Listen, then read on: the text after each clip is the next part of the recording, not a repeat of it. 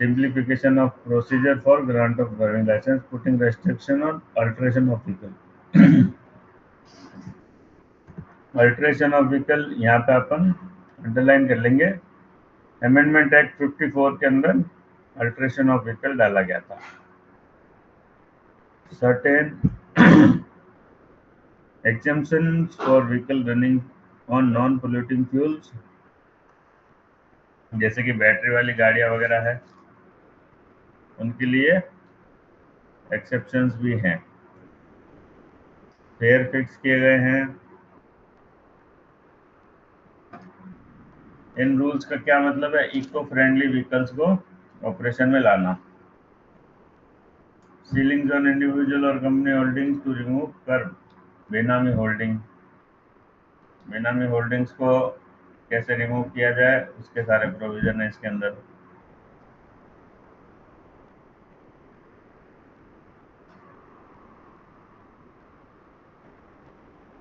State को authorise किया गया इसके अंदर अपॉइंट करने के लिए state transport appellate tribunal.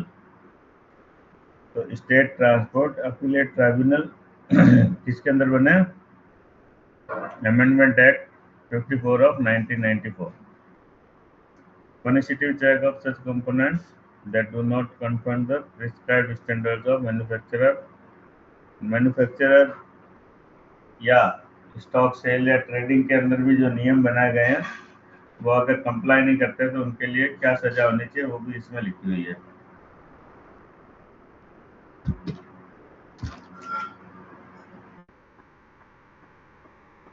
Increase in the amount of compensation of victim hit and run के केसेस में कंपनसेशन इसमें इंक्रीज किया गया है। रोड एक्सीडेंट के विक्टिम के लिए जो टाइमलाइन थी उसका रिमूवल किया गया, मतलब हटाई गई है वो टाइमलाइन। कुछ केसेस में पनिशमेंट स्ट्रिक्ट किया गया है, नया फॉर्मूला बनाया गया है, किस हिसाब से कंपनसेशन पे होगा, बेसिस ऑफ एज इनकम, जो कि ज़्यादा लिबरल है।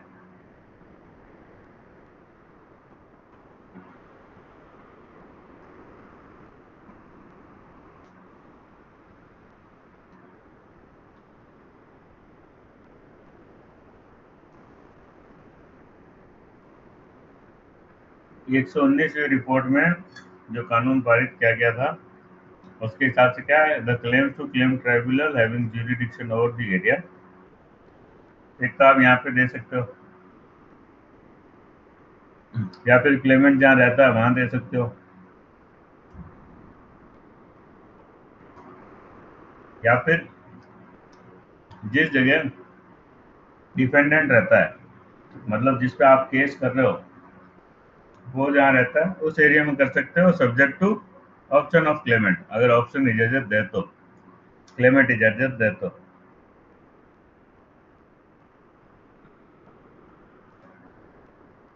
अमेंडमेंट एक्ट 27 के अंदर क्या है? व्हीकल पोल्यूशन और सेफ्टी के एलपीजी वगैरह के कानून है। अमेंडमेंट एक्ट 39 में क्या है? सीएनजी के कानून है।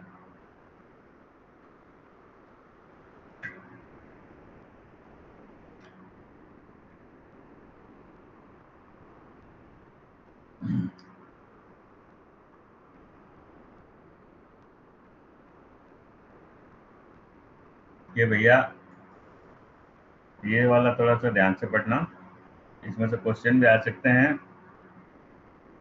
Power of licensing authority to disqualify from holding a driving licence और रिवोक सच लाइसेंस।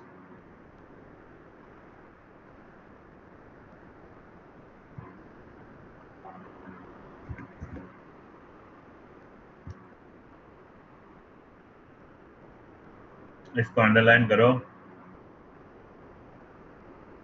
इसमें से क्वेश्चन आ जाता है। If a licensing authority is satisfied after giving the holder of a driving licence an opportunity to being heard.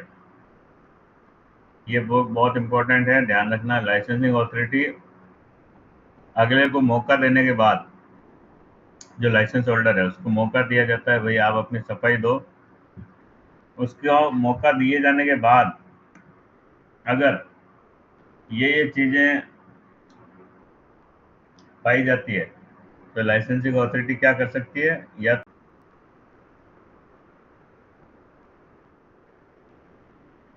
तो उसको licence cancel कर सकते हैं।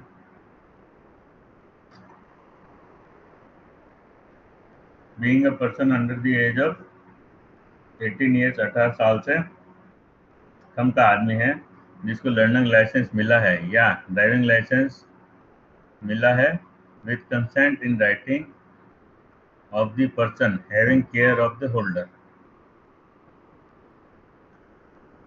Of the licence has ceased to be such in care, it may be for reason to be recorded in writing, make an order, disqualify that person for a specific period for holding obtaining driving license।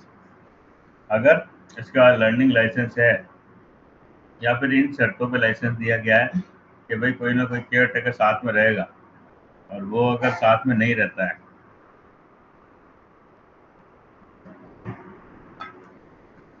तो reason record करके वो disqualify कर सकते हैं ऐसे आदमी को licence hold करने के लिए, या फिर रिवोक कर सकते हैं। इसमें से कॉमन कॉमन जो पॉइंट है उनको पढ़ के जाना,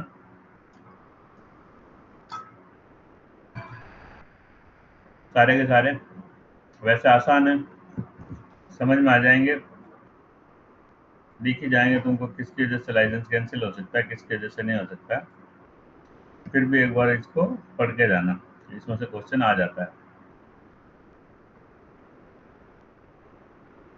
chapters relating to third party and own damage of insurance.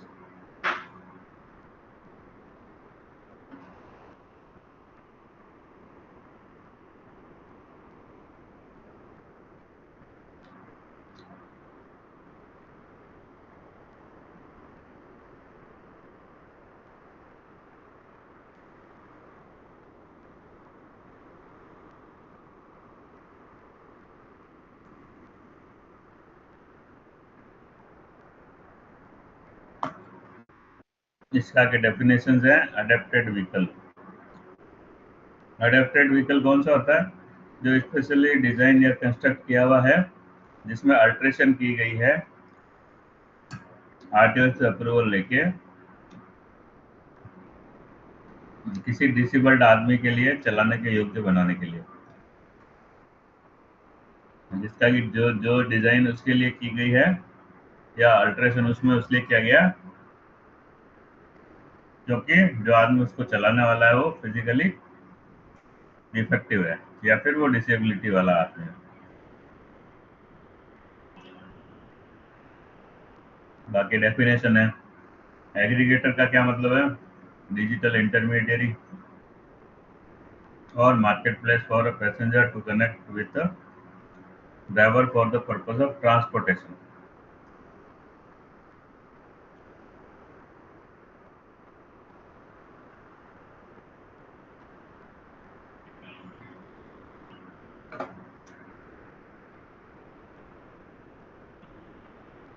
Community service का क्या मतलब है, मीन्स एन अनपेड वर्क, बिना पैसे का काम, which a person is required to perform as a punishment for an offense। मतलब अगर किसी ने कोई गुनाह किया हो और उसको ऐसी सजा मिली हो कि तेरे को ये बिना पैसे के काम सोसाइटी के लिए करना है, तो वो है community service. Golden hour means the time period lasting 1 hour following a traumatic injury during which there is highest likelihood of preventing death by providing medical care। पहला घंटा ग्रीवियस चोट लगने के बाद जिसके अंदर डेथ को होने से रोका जा सकता है, वो गोल्डन आवर। ऑथोराइज इंश्योरर जो आईआरडी से रजिस्टर्ड हो और जो नियम के हिसाब से पॉलिसी सर्टिफिकेट बना के दे सकते हो। सर्टिफिकेट ऑफ इंश्योरेंस ऐसा सर्टिफिकेट जो ऑथोराइज इंश्योरर से सेक्शन 149 के अकॉर्डिंगली इश्यू किया गया हो। ग्रीवियस हर्ट में अपन ये नोट कर लेंगे। ग्रीवियस हर्ट कौन से सेक्शन में आता है? Section 320 of IPC. इसको अंडरलाइन कर लेंगे।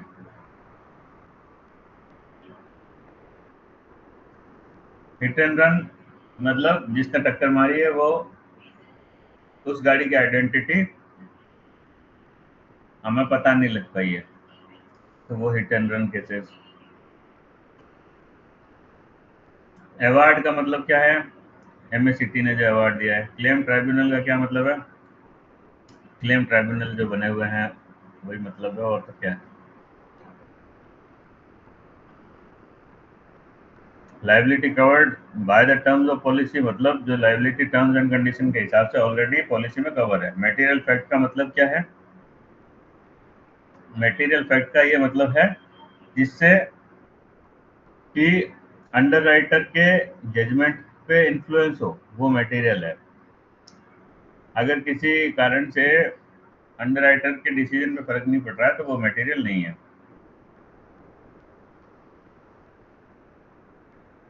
ये अंडरलाइन कर ही लो यार, ये आता ही आता है। मटेरियल फैक्ट क्या है? ये पूरा का पूरा अंडरलाइन कर दो। As to the influence the judgement of prudent, या प्रूडेंट वर्ड ध्यान देना, कभी कभी प्रूडेंट वर्ड हटा के दे देता है। Prudent insurer in determining weather he shall take the risk or if so what premium on what condition। ये वाला IRDAI की क्या डेफिनेशन है? कुछ नहीं है।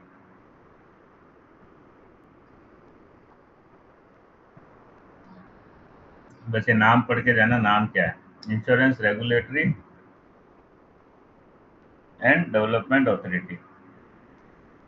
पॉलिसी ऑफ इंश्योरेंस, इसके अंदर इंश्योरेंस सर्टिफिकेट इंक्लूड है। प्रॉपर्टी का मतलब रोड ब्रिज वगैरह फलाना ढिमकड़ा, लाइव स्टॉक, ये सब प्रॉपर्टी है। रेसिप्रोकेटिंग कंट्री मतलब रेसिप्रोकेटिंग का मतलब ये होता है कि आप कुछ करो और बदले में सामने से कुछ आए।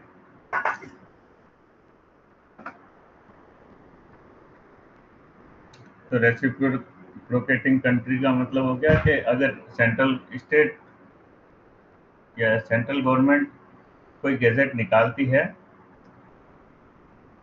रेसिप्रोकेट करते हुए उसी किसी भी कंट्री के लिए, तो वो जो दूसरी कंट्री है वो रेसिप्रोकेटिंग कंट्री है। मान लो अपने यहाँ पे रशिया को लेके कोई रूल बनता है तो रशिया जो अपने लिए रेसिप्रोकेटिंग कंट्री है। थर्ड पार्टी, इसके अंदर गवर्नमेंट भी इंक्लूड है। ड्राइवर, वर्कर या फिर worker on transport vehicle. Articulated vehicle means a motor vehicle to which a semi trailer is attached. ये भी अपन अंडरलाइन कर लेंगे। जिसमें सेमी ट्रेलर अटैच्ड है वो आर्टिकुलेटेड व्हीकल है। सर्टिफिकेट ऑफ रजिस्ट्रेशन, ये तो तुम कर ही लोगे। अब कंडक्टर, कंडक्टर क्या है? In relation to stage carriage. Stage carriage में क्या हो गया? गाड़ी यहाँ से चलेगी सिटी बस, सिटी बस हो गया stage carrier. Means a person engage in collecting fares from passenger. या तो चढ़ते हैं तब या उतरते हैं तब। The stage carriage and performance में भी प्रिस्क्राइब, उसको बोलता है conductor. Conductor licence mean licence issued by competent authority authorising a person to act as conductor. Contract carriage का क्या मतलब हो गया कि जाएंगे उसमें भी पैसेंजर ही, लेकिन वो सिर्फ जगह जगह एक फिक्स रूट पे जगह जगह रुक के नहीं जाएगी। वो सारे पैसेंजर को पॉइंट ए से पॉइंट बी ले जाके छोड़ेगी और उसका किराया लेगी। अब इसका किराया कैसे होता है? और टाइम बेसिस, या तो टाइम पे होगा कि एक दिन का इतना लूंगा या एक पॉइंट से उधर लूंगा।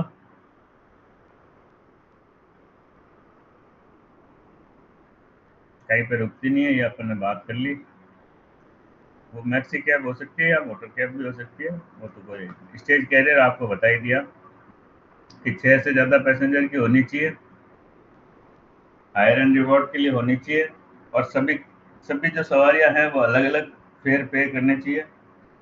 प्लस स्टेज कैरियर जो है वो एक फिक्स रूट पे चलता है, फिक्स रूट पे चलने के साथ साथ उसके जो स्टॉप होते हैं उस पर वो रुकता है। कॉन्ट्रैक्ट कैरियर क्या है? पूरी एक जर्नी के में काम आता है। स्टेज कैरियर क्या है? 2 पॉइंट के बीच में जाता है, आता है, वापस जाता है, फिर आता है। ड्राइवर, ड्राइवर की क्या डेफिनेशन है? Driver includes in relation to a motor vehicle which is drawn by another motor vehicle the person who acts as an steersman of the drawn vehicle. तो ड्राइवर के अंदर अगर कोई टोइंग वाली गाड़ी है तो पीछे वाला जो आदमी बैठा है, जो अगर वो भी स्टीयरिंग घुमा रहा है तो उसको भी ड्राइवर ही माना जाएगा। ड्राइविंग लाइसेंस का मतलब ड्राइविंग लाइसेंस। पीरियड क्या है लाइसेंस का? ये पढ़ो।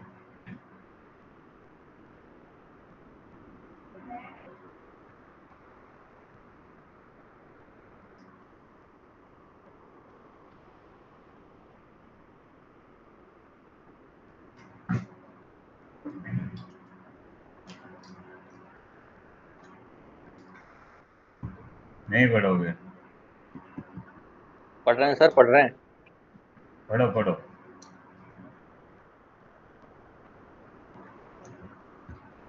ये कह रहा है ना कि अगर डेंजरस या हजार्डियस लेके जाता है तो उसका पीरियड 3 साल के लिए रहता है, बाकी ट्रांसपोर्ट के लिए 5 साल का वैलिड रहता है। हाँ, तो हैजार्डियस, यहाँ पे हैजार्डियस वाला जो है इसको 3 साल तक ये अपन अंडरलाइन कर लेंगे, रिन्यूअल कंडीशन के हिसाब से होता है। दूसरे ट्रांसपोर्ट लाइसेंस जो है वो कितने के लिए रहता है? 5 साल के लिए। 5 साल के लिए। तो ये दोनों बहुत इंपॉर्टेंट हैं। कितने साल आता है? हाँ, हर टाइम आता है, इसीलिए बोल रहा हूँ ध्यान से पढ़ो।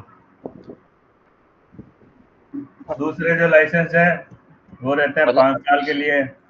मतलब रविंद्र जी बाकी जो 3-4 बार दे चुके हैं। बाकी जो LMV NT वगैरह है, LMV या MCWG NT जो है, ये 20 साल के लिए बनते हैं, बशर्ते उसकी, एज 50 साल के अंदर रहे। हाँ, एज 50 साल के अंदर है। ठीक है। या तो 20 साल, या फिर जब तक उसकी एज 50 साल नहीं होती। हाँ, अगर 20 से कम रहता है तो बिल्कुल। और उसके बाद में हर 5 साल के लिए हर बनाएंगे। 5 साल के लिए रिन्यू होता है। GVW आपको पता ही है, गुड्स का वेट प्लस गाड़ी का वेट। मैक्सी कैब का क्या मतलब हो गया?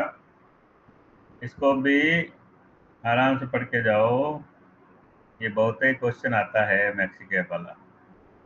मैक्सी कैब का मतलब है कोई भी मोटर व्हीकल जो कि 6 से ज़्यादा पैसेंजर ले जा रहा हो, लेकिन 12 से ज़्यादा पैसेंजर ना ले जा रहा हो, एक्सक्लूडिंग ड्राइवर। अंडरलाइन करना है यहाँ पे, excluding driver for hire and reward.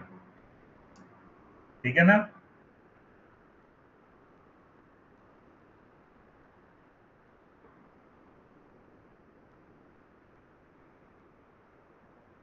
हाँ।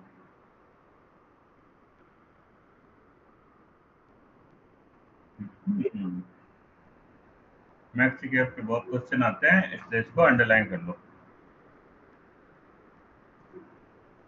और इसमें किसी भी चीज में ट्विस्ट डाल सकता है, नॉट मोर देन 12 पैसेंजर में भी डाल सकता है, मोर देन 6 पैसेंजर में भी डाल सकता है, एक्सक्लूडिंग ड्राइवर में भी डाल सकता है।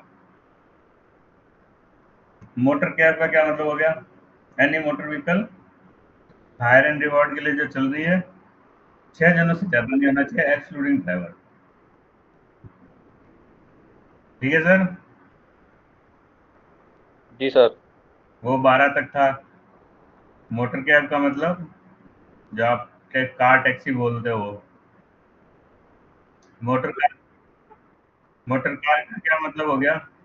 Other than transport vehicle, omnibus, road roller, tractor, motorcycle और इनवैलिड कैरियर।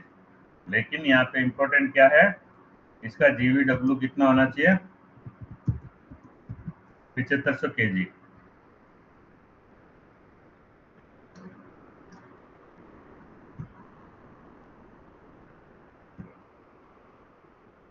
मोटर व्हीकल या व्हीकल,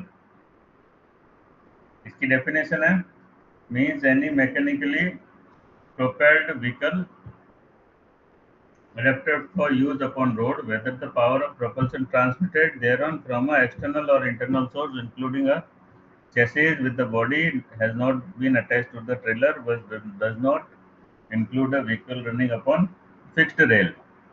फिक्स्ड रेल पे चलेगा तो क्या हो जाएगा, रेलगाड़ी हो जाएगी. Vehicle of special type adapted for use only in a factory or in other enclosed premises, or vehicle having less than 4 wheels fitted with engine capacity not exceeding 25 cc. ये सारे मोटर व्हीकल या vehicle में आते हैं. Private service vehicle का क्या मतलब हो गया, ये सारी लर्न करने लायक है. पब्लिक सर्विस व्हीकल ये लर्न करके जाना है. ये सारी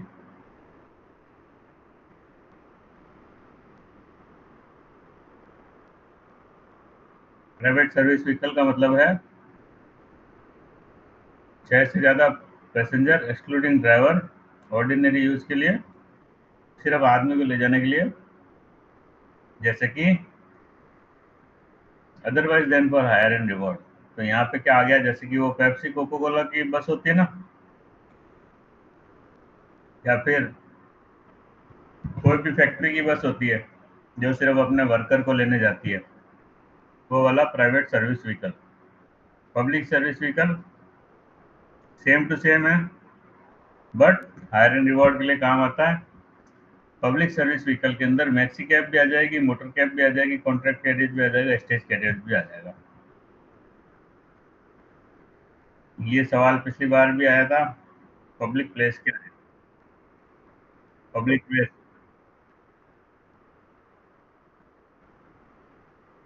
हाँ, पब्लिक प्लेस में भी ये भी क्वेश्चन आएगा. पब्लिक प्लेस का मतलब है रोड, स्ट्रीट, वे, जहां पे भी नॉर्मल पब्लिक को एक्सेस का राइट है. ये ऐसी कोई भी जगह इंक्लूड भी करेगा जहां पे पैसेंजर खड़े हो रहे हैं, पिकड अप हो रहे हैं स्टेज कैरियर के लिए, तो वो भी पब्लिक प्लेस है, आपकी प्राइवेट प्लेस नहीं है. Trailer means any vehicle other than semi trailer and side car intended to be drawn by a motor vehicle.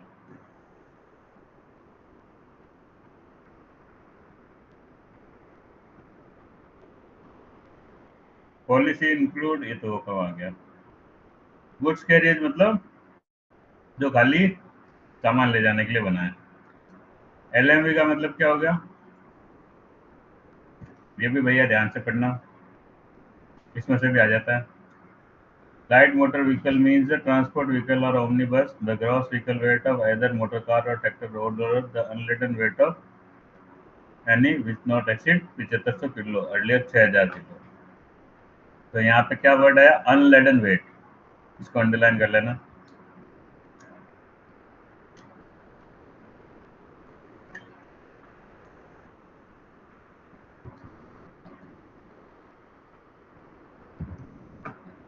इसको भी मार्किंग कर लेना, इसमें समझाने जैसा कुछ है नहीं.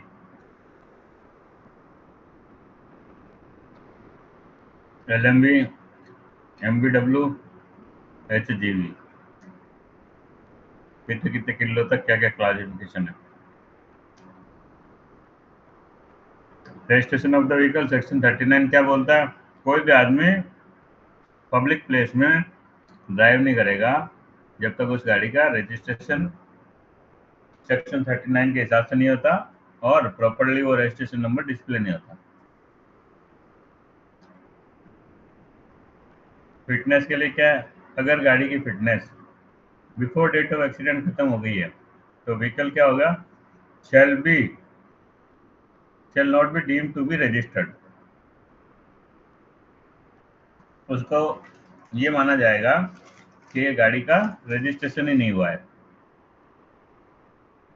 परमिट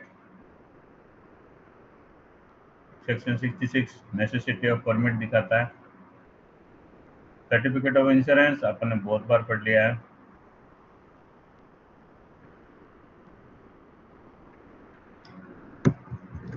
इसमें ये चीज बस अंडरलाइन करने वाली है। Certificate is to be issued by authorise insurer and authorise government insurance fund, यहाँ से होना चाहिए सर्टिफिकेट। तो मोस्टली अपन देते हैं इससे, लेकिन सवाल जब आएगा ना तो उसमें ये भी ट्रिक डाली हुई होगी, ऑथराइज गवर्नमेंट इंश्योरेंस फंड। तो ये दोनों चीजें अपने को ध्यान रख के जानी है।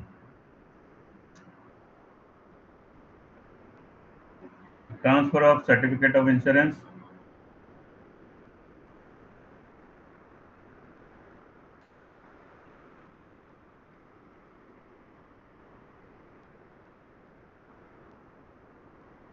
the certificate of insurance automatically get transferred to transferee once ownership is changed। Ownership change होती है तो सर्टिफिकेट ऑफ इंश्योरेंस अपने आप ही चेंज हो जाता है। चेंज हो जाता है मतलब नया प्रिंट तो नहीं मिलेगा, पर यही माना जाएगा कि आरसी ट्रांसफर हो गई है, तो थर्ड पार्टी वाली पॉलिसी भी ट्रांसफर हो गई है। उसके बाद में नाम ट्रांसफर के लिए ट्रांसफरी को कितने दिन में लगाना चाहिए? 14 दिन में एप्लीकेशन लगानी चाहिए या अप्लाई करना चाहिए। ये बहुत इंपॉर्टेंट है, इसको याद करके जाना।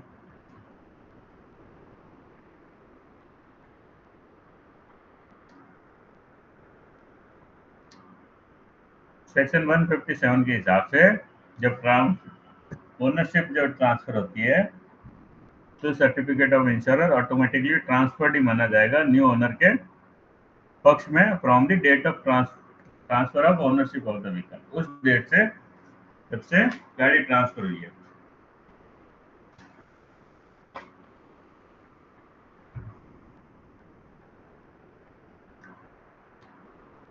However, supreme court of India ने बोला है कि automatic transfer is only for third party risk, not for full policy.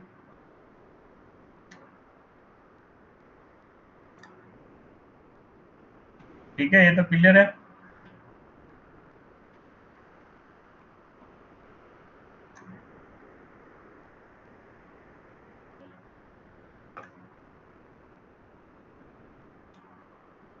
Insurance का ओन डैमेज वाला ट्रांसफर माना जाएगा जब वो 14 दिन के अंदर ट्रांसफर के लिए अप्लाई करेगा और पॉलिसी के अंदर एंडोर्समेंट कराएगा।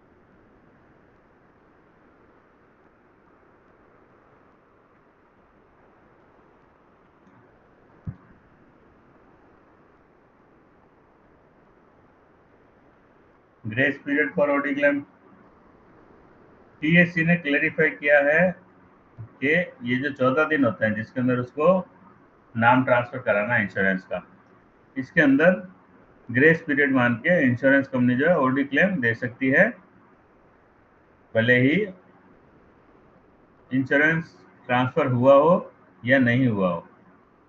थर्ड पार्टी में तो जैसे ही गाड़ी ट्रांसफर हुई उसके नाम में माना जाएगा। और यहाँ पे टीएससी ने क्लेरिफाई किया है भाई ये 14 दिन में आप क्लेम दे सकते हो, दो या नहीं दो ऐसा कोई नियम नहीं है। परमिट की डेफिनेशन क्या है? Permit is an instrument issued by state और regional transport authority authorising use of motor vehicle as a transport vehicle in specified manner. मतलब किस तरह का परमिट है, रोड रोलर का परमिट है तो उस हिसाब से वो काम करेगा, गुड्स कैरियज का है तो उस हिसाब से काम करेगा, पैसेंजर कैरियज का है तो वो पैसेंजर कैरियज का काम करेगा। नेसेसिटी ऑफ परमिट क्या है? कोई भी आदमी बिना परमिट के गाड़ी को ट्रांसपोर्ट व्हीकल को यूज नहीं करेगा।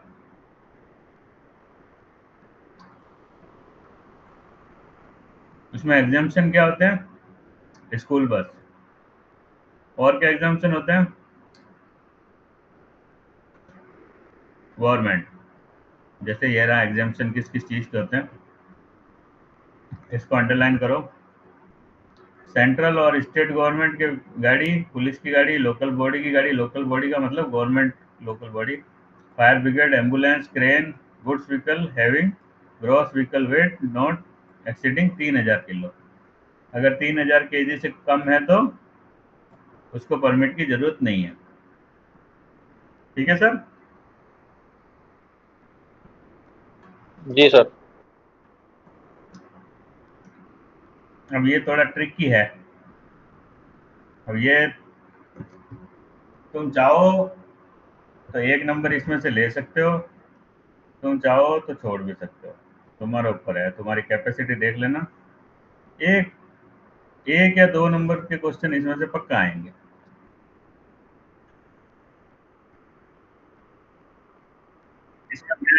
इसमें मैं समझाऊं ऐसा कुछ है नहीं, मैं समझाऊं ऐसा कुछ भी नहीं है इसके अंदर। अब तुम देख बस लो। ये फॉर्म्स के नाम है, जिसका वो मतलब क्या है? ये फॉर्म है, वो ये पूछेगा कि वो आपको ये पूछेगा, जैसे पिछली बार जो पूछा था, वो ये पूछा था कि application for goods carriers permit के लिए कौन सा फॉर्म लगता है। आपको चार ऑप्शन दे देगा। तो वैसे तो पीजी है तो गुड्स के लिए जी हो गया, पीसी है कैरियज हो गया, सी का मतलब कैरियज हो गया। तो ये ऐसे याद रख सकते हो, 45 46 48, ये तो आपको याद करके जाना पड़ेगा। इसका कोई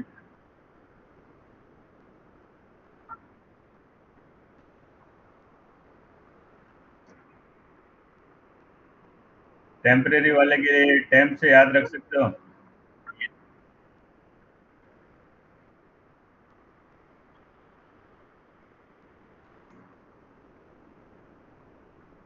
तो ये था।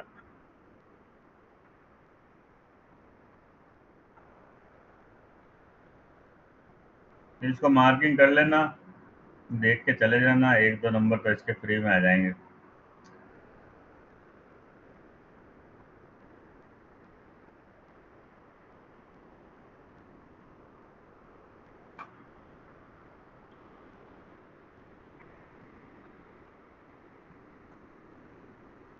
Counter signature of goods carrier permit में क्या होता है? कुछ परमिट जो होते हैं एक स्टेट के द्वारा जारी किए जाते हैं लेटर, दूसरे स्टेट के द्वारा एंडोर्समेंट किए जाते हैं, तो उसको बोलते हैं counter signature of goods carriers permit. National permit अपनी होम स्टेट को के अलावा उसके आउटसाइड जाना हो तो नेशनल परमिट बनता है। यहाँ पे गाड़ी की एज कितनी होनी चाहिए, इसको अंडरलाइन करेंगे। Should not exceed 12 year, multi axle में 15 ईयर। नेशनल परमिट के लिए एप्लीकेंट को क्या करना है? 46 और 48 फॉर्म भरना है। Permit for passenger vehicle, auto rickshaw, taxi permit, ये किराया ऐसे चार्ज करते हैं और पैसेंजर को एक जगह दूसरी जगह ले जाते हैं। मैक्सी कैब, ये एसटीए मतलब state transport authority maxi cab के परमिट इशू करती है। इसके अंदर क्या होना चाहिए? टोटल सीटिंग कैपेसिटी 12 से ज्यादा नहीं होनी चाहिए, एक्सक्लूडिंग ड्राइवर, मतलब टोटल 13 जन है। फटफट सेवा, ये इनका फेवरेट क्वेश्चन है। आया था सर, ये पिछली बार भी आया था। मैक्सी कैब और फटफट सेवा इनका फेवरेट क्वेश्चन है। फटफट सेवा के अंदर एक तो हार्ले डेविडसन आता ही आता है, क्या पता क्या प्रॉब्लम है इसको हार्ले डेविडसन से। तो एक तो 3 पहिए का होना चाहिए, हार्ले डेविडसन इंजन होना चाहिए, इनको फटफट सेवा मिलता है परमिट। ये जो गाड़ियां हैं वो रिप्लेस कर दी गई है अब 9 सीटर गाड़ियों से। ये क्या करती है? एक फिक्स रूट पे चलती है और जो स्टेट का अप्रूवल होता है उस हिसाब से, गवर्नमेंट के नियम के हिसाब से फेयर मतलब किराया चार्ज करती है। तो फटफट सेवा हार्ले डेविडसन इंजन प्लस, पहले इनकी कैपेसिटी कम थी, अब इनकी कैपेसिटी मैक्सिमम 9 हो गई है। 3 व्हीलर होना चाहिए। इको फ्रेंडली सेवा, ये नया एडिशन है, पुरानी किताब में नहीं था। Transport department add issue permit to battery operated 3 wheel. तो इको फ्रेंडली सेवा परमिट किसको मिलेगा? बैटरी वाली 3 व्हीलर को। सीटिंग कैपेसिटी कितनी होगी? 10। ऊपर कितनी थी? 9। फटफट सेवा में 9, इसके अंदर 10। कॉन्ट्रैक्ट कैरियज बस परमिट, ये भी देते हैं धनाधन। कॉन्ट्रैक्ट कैरियज में क्या होता है? ए पॉइंट से बी पॉइंट में लेके जाएगा फायर एंड रिवॉर्ड के लिए। यहाँ पे अंडरलाइन क्या करना है आपको? अगर दिल्ली वर्ड वो काम ले रहा है तो अपने को दिल्ली, आउटसाइड दिल्ली, ये थोड़ा सा वर्ड अपने को ध्यान में रखना है। क्यों दिया इसने मालूम नहीं, बाकी कॉन्ट्रैक्ट कैरियर का तो हर स्टेट में मिलता है। स्टेज कैरियर आपको बता ही दिया, सिटी बस, कोई दिक्कत नहीं है। फेयर इनके फिक्स होते हैं, यहाँ से यहाँ का इतना है, यहाँ से यहाँ का इतना है। टेम्परेरी परमिट, टेम्परेरी परमिट क्यों दिया जाता है? या तो उस गाड़ी को, पैसेंजर को स्पेशल लोकेशन, मतलब शादी ब्याह के लिए मान लो गुजरात जाना है तो वो टेम्परेरी परमिट लेगा। सीजनल बिजनेस, अगर सीजनल बिजनेस करता है तो वो टेम्परेरी परमिट लेगा। किसी टेम्परेरी जरूरत के लिए टेम्परेरी परमिट लेगा। अगर उसका परमिट का डिसीजन पेंडिंग है कि भैया अभी रुको, हम इसको रिव्यू कर रहे हैं आपके परमिट के एप्लीकेशन को, तो वो तब तक टेम्परेरी परमिट लेगा। फिर रिन्यूअल हो जाएगा तो रिन्यूअल वाला परमानेंट परमिट काम में लेगा। इसके लिए अंडरलाइन करो, इसके लिए एप्लीकेंट को फॉर्म P10, ये ADY DLZ, ये फलाना मकड़ा, ये अप्लाई करना पड़ेगा। कैप, जो कैप होंगे इस परमिट के अंदर, उनका कलर कैसा होगा? वाइट होगा। तो यहाँ पे अपन ये भी अंडरलाइन कर लेंगे कि वाइट कलर होना चाहिए।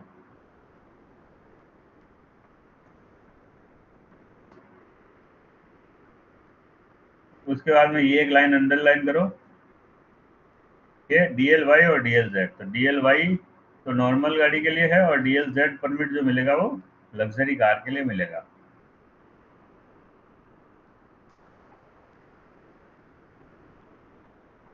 रेंट ऑफ कैब, ये भी एक बढ़िया क्वेश्चन आता है इसके अंदर से भी।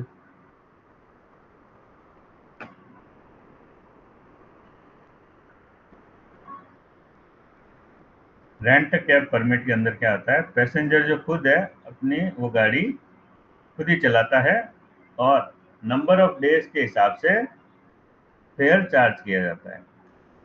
ठीक है?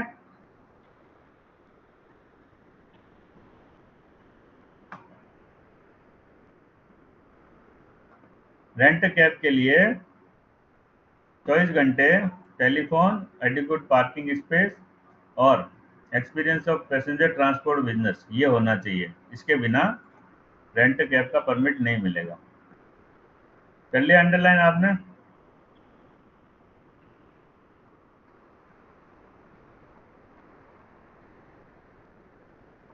रविंद्र अंडरलाइन कर लिया? कर लिया सर, कर लिया। उसके बाद में पिछले महीने साल जो सवाल आया था उसमें ये भी था कि जो रेंट कैब परमिट बनवा रहा है उसके पास में 50 कैब का काफिला होना चाहिए, जिसमें से 50% AC होनी चाहिए। ये ऑल इंडिया वैलिड होता है, लेकिन जो इसके टैक्सेस हैं वो स्टेट के हिसाब से भरे जाते हैं। जैसे आप स्टेट क्रॉस करते हो तो टैक्स भरते हो ना, वो भरे जाते हैं।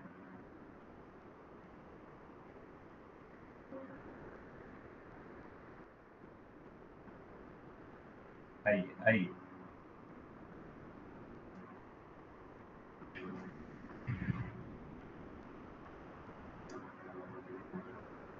इंस्टीट्यूशन या स्कूल बसेस ये एग्जाम्पशन में आती है।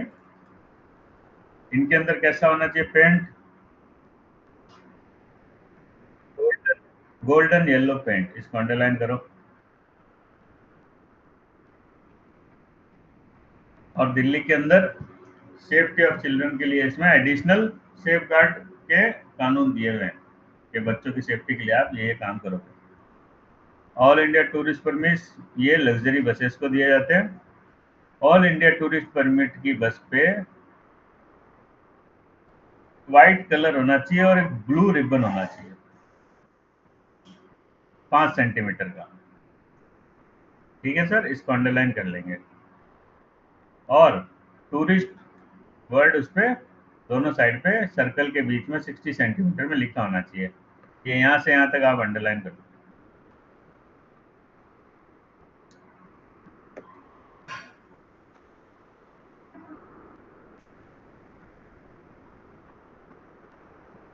Tourist permit shall be deemed to be invalid from the date on which motor vehicle covered by the permit completes 9 year। अगर 9 साल हो जाते हैं मोटर व्हीकल को तो टूरिस्ट परमिट इनवैलिड माना जाएगा। मोटर कैब के सीन में मोटर कैब में 9 साल तक वैलिड है, 9 साल के बाद invalid. 8 year motor cab unless motor vehicle is replaced by another, the latter vehicle shall not be more than 2 years old on the date of replacement। वही परमिट दूसरी गाड़ी में भी काम ले सकते हैं, बट वो 2 साल से ज्यादा पुराना नहीं होना चाहिए।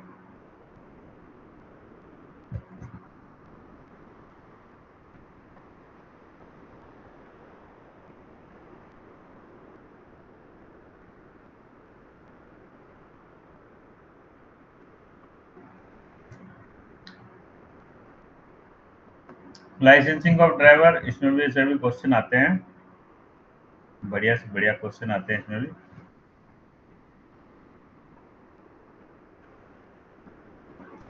सेक्शन 4 क्या बोलता है? 18 साल से कम का आदमी पब्लिक प्लेस पे गाड़ी नहीं चला सकता है। अगर 50 सीसी से कम की बिना गियर भी नहीं लिखा है इसमें, तो 50 सीसी से कम की अगर मोटरसाइकिल है तो वो पब्लिक प्लेस में चला सकता है after attaining age of 16 years. तो 16 साल का होगा तब उसको ये लाइसेंस मिलेगा 50 सीसी से कम की मोटरसाइकिल के लिए, 50 सीसी तक की मोटरसाइकिल के लिए। 20 साल से कम का आदमी ट्रांसपोर्ट व्हीकल नहीं चला सकता। कहने का सीधा मतलब है कि 20 साल से कम को ट्रांसपोर्ट व्हीकल का लाइसेंस नहीं मिलता।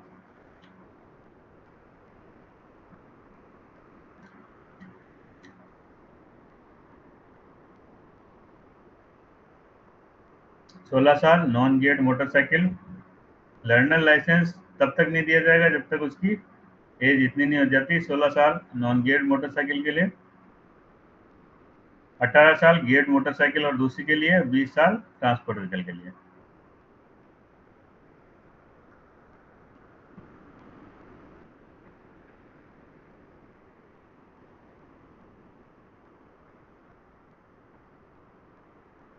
ट्रांसपोर्ट का लर्नर लाइसेंस तब तक नहीं मिल सकता जब तक उसके पास में लाइट मोटर व्हीकल का 1 साल का लाइसेंस, पुराना लाइसेंस ना हो।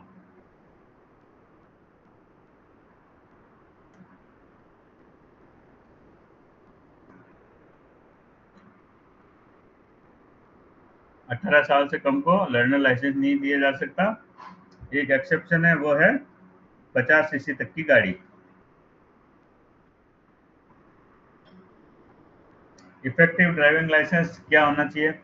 ड्राइविंग लाइसेंस को इफेक्टिव कब बोलेंगे? जब वो एक अप्रोप्रिएट मतलब प्रॉपर अथॉरिटी से इशू हुआ, date of loss, date of accident पे वो वैलिड हो। एंडोर्समेंट का मतलब हो गया व्हीकल टाइप, उसके अंदर जो गाड़ी चला रहा है वो होना चाहिए। ट्रांसपोर्ट एंडोर्समेंट होना चाहिए अगर गुड्स व्हीकल चला रहा है तो। पब्लिक सर्विस व्हीकल चला रहा है तो एडिशनल एंडोर्समेंट होना चाहिए, बैज नंबर जिसको बोलते हैं। हैजार्डियस चला रहा है तो हैजार्डियस का एंडोर्समेंट भी उसमें होना चाहिए। कंटेंट्स ऑफ ड्राइविंग लाइसेंस, इसके अंदर ऐसा कुछ खास है नहीं। लाइसेंस की इफेक्टिवनेस क्या होती है? थ्रू आउट इंडिया होती है। अब यहाँ पे आता है कितने कितने पीरियड के लिए है, इसको फिर से अंडरलाइन कर लो, 2 बार पढ़ लोगे तो कोई दिक्कत नहीं। 6 महीने का लर्नर लाइसेंस, 5 साल का ट्रांसपोर्ट, दूसरे लाइसेंस एज पर चैप्टर 10। 1000 डेज का 3 साल का। सेक्शन 15 किस में डील करता है? रिन्यूअल लाइसेंस के लिए। सेक्शन 19 डिस्क्वालिफिकेशन के लिए, जो अपन ने पहले पढ़ा था। स्टेट गवर्नमेंट की पावर क्या है? स्टेट गवर्नमेंट कर सकती है regulate the playing of carrier under directions from a central government. Regulate कर सकती है सेंट्रल गवर्नमेंट के डायरेक्शन के हिसाब से। लाइसेंस इश्यू कर सकती है। लाइसेंसिंग अथॉरिटी और रजिस्ट्रेशन अथॉरिटी को एस्टेब्लिश कर सकती है स्टेट में। जैसे कि तुम्हारे अभी बन रहा है ना, जयपुर में 2 बन रहे हैं, RJ 45 और RJ 14, वो स्टेट के ऊपर है। 60 भी हो गया सर अब तो। कौन सा हो RJ गया? RJ 60 भी हो गया, 60। 60 भी आ गया जयपुर में? हाँ। अब बताओ यार, कितने एक ही बहुत है यार। वो अभी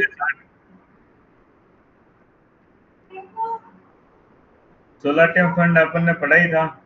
16 टेम फंड किसके लिए होता है? हिट एंड रन के लिए होता है। वह इतना ही ध्यान रखना है, इसमें इतना ही आएगा।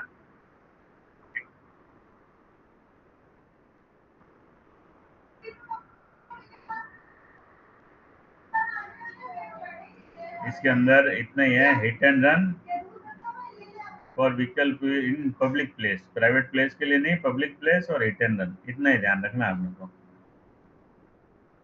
ज्यादा कुछ इसमें दिमाग लगाना जैसा कुछ है नहीं।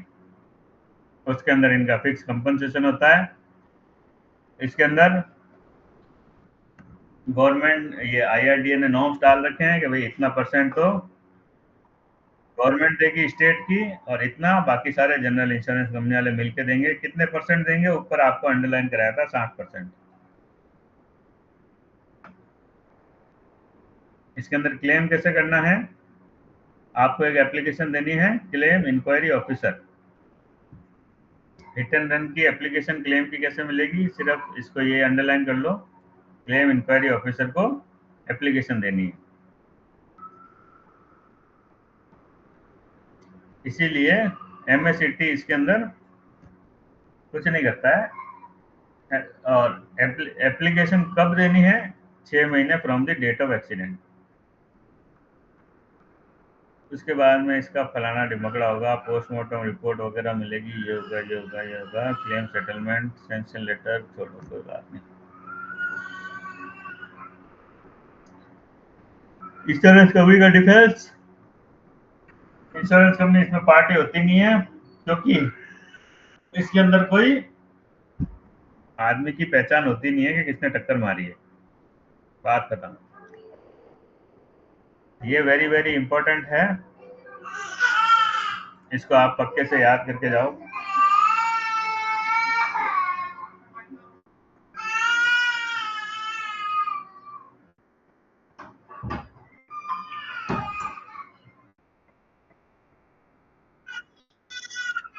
हाँ,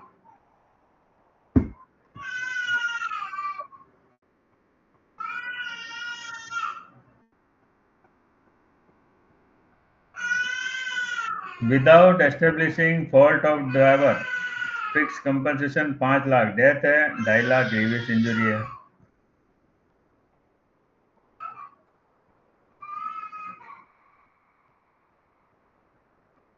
अगर फॉल्ट निकालते हैं तो ऊपर अपन ने पढ़ा था उस हिसाब से होगा, सारा का सारा एज वगैरह के हिसाब से।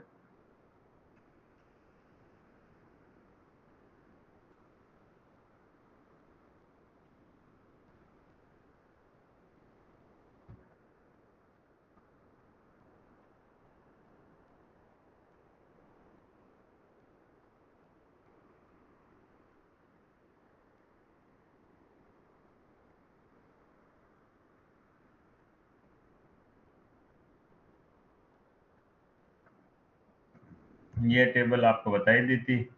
थर्ड पार्टी पर्सनल इंजरी या डेथ के लिए अनलिमिटेड है। PD के लिए 6000 है। पैसेंजर इन पैसेंजर सर्विस व्हीकल बोल रहा है, ये ध्यान रखना। पैसेंजर सर्विस व्हीकल के अंदर जो पैसेंजर बैठे हैं उनकी लाइबिलिटी अनलिमिटेड है। वर्कमैन के लिए now as per MV amended act तो थर्ड पार्टी।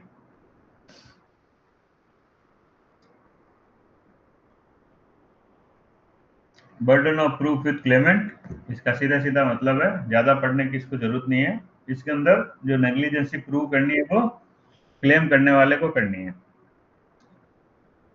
जिसको चोट लगी है ये उसके ऊपर है कि उसको प्रूव करना है कि भाई इसकी नेग्लिजेंस से मुझे चोट लगी है।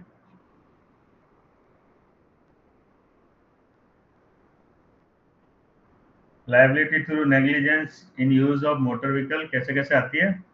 डेंजरस या रेकलेस ड्राइविंग कर ली, ट्रैफिक रूल ओबे नहीं किए, दारू पी के गाड़ी चला ली, गाड़ी वहीं पे छोड़ दी अनअटेंडेड,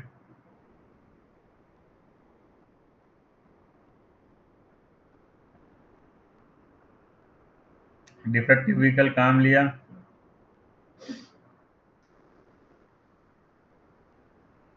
अगर सर्वेंट की गलती है तो एम्प्लॉयर लायबल है, ड्राइवर की गलती है तो ओनर लायबल है।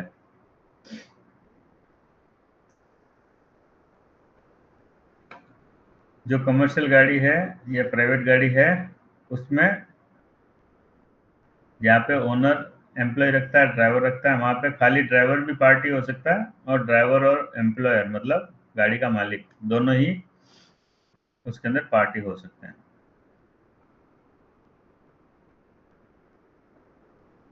64 भी है, इसमें आपको समझाने की जरूरत है नहीं, इसमें सीधी सी बात है। 64 भी ये कहता है कि पेमेंट जो है एडवांस में रिसीव हो जाना चाहिए, अगर एडवांस में रिसीव नहीं होता है तो पॉलिसी वॉइड है, विनिशो है। मतलब रिस्क शुरू होने से पहले प्रीमियम पे हो जाना चाहिए।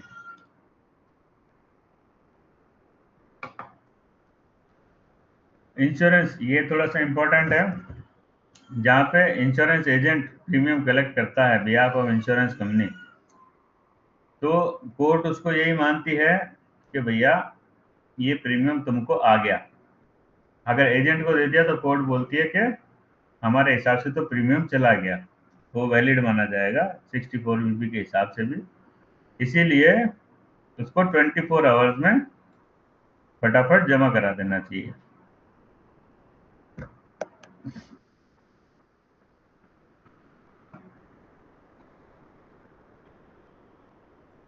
इसीलिए जो पॉलिसी होती है वो टर्म्स कंडीशन के हिसाब से क्या लिखती है कि पॉलिसी वैलिड तभी होगी जब पेमेंट आ जाएगा। ये क्लियरली पॉलिसी में लिखा भी होता है। पेमेंट का चेक जो है वो सब्जेक्ट टू एनकैशमेंट है, मतलब क्लियरिंग के सब्जेक्ट टू है।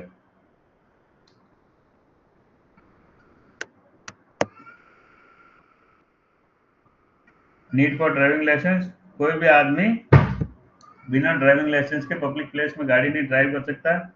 कैटेगरी ये है without gear, with gear, invalid carriage, LMV, transport, roll और motor vehicle of other specified description, जिसके अंदर आपका जेसीबी, हाइड्रा सब आ गए, earth moving equipment.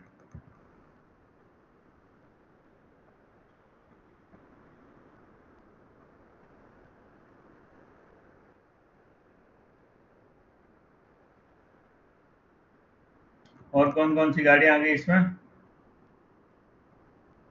Goods carriage, heavy goods vehicle, heavy passenger vehicle, invalid carriage, LMV, maxi cab, medium goods vehicle, medium passenger vehicle, motor cab, motorcycle, omnibus, private service vehicle, semi trailer, tourist vehicle, tractor trailer, transport vehicle, ये सभी इसमें cover होते हैं। Section 3 क्या बोलता है कि ये ऑब्लिगेशन है ड्राइवर का कि उसके पास में ड्राइविंग लाइसेंस होना ही चाहिए। अगर कोई नकली या फर्जी लाइसेंस है तो वो नो लाइसेंस के बराबर ही है, वो तो ऑब्वियस सी बात है, नो लाइसेंस के बराबर ही है वो।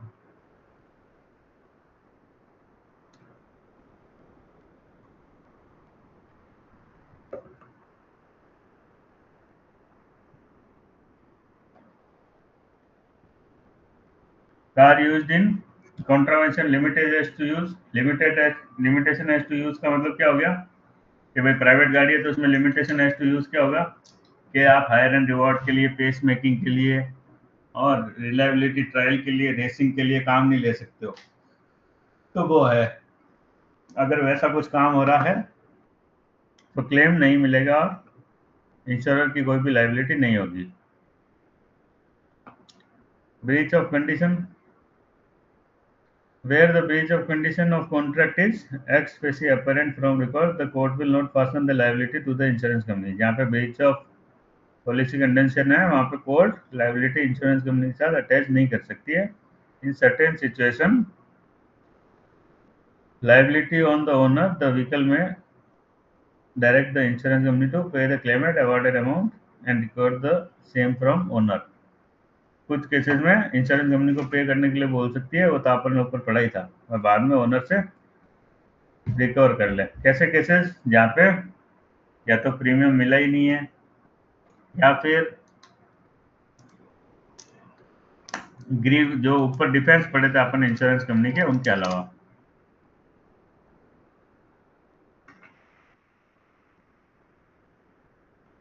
Liability of insurer in regard to passenger carried in goods career.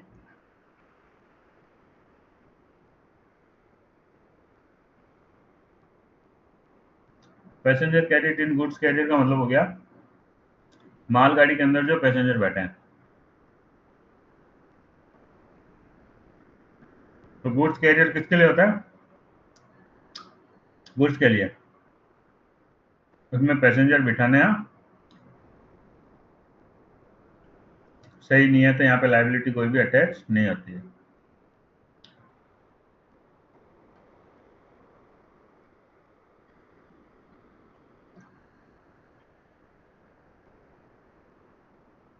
बाकी सब ये ऐसा कुछ है नहीं विशेष, आगे चलते हैं।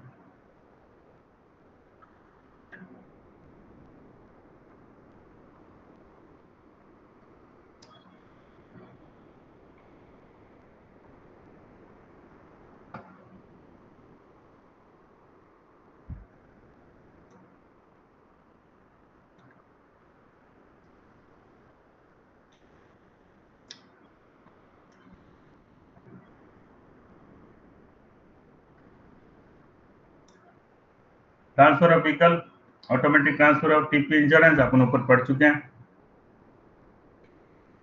No presumption of transfer, no presumption of transfer, there is no presumption of transfer by section 146 विस section 157।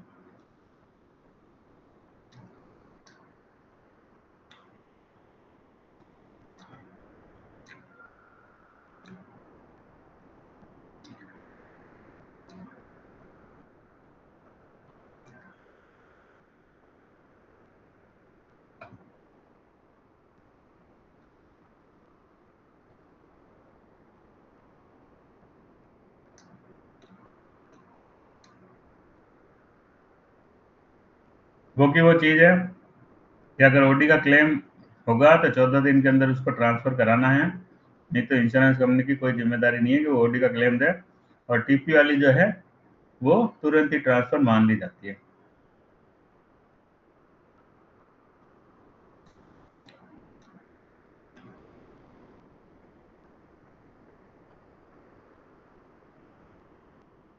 Transfer is not a third party for damage risk.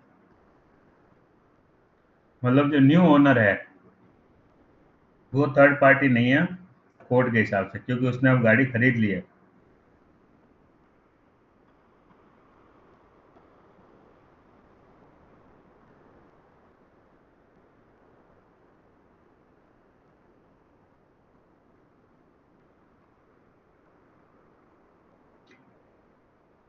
ये तो तुम कर ही लोगे कि लाइसेंस नहीं है तो क्लेम नहीं मिलेगा, फलाना नहीं मिलेगा।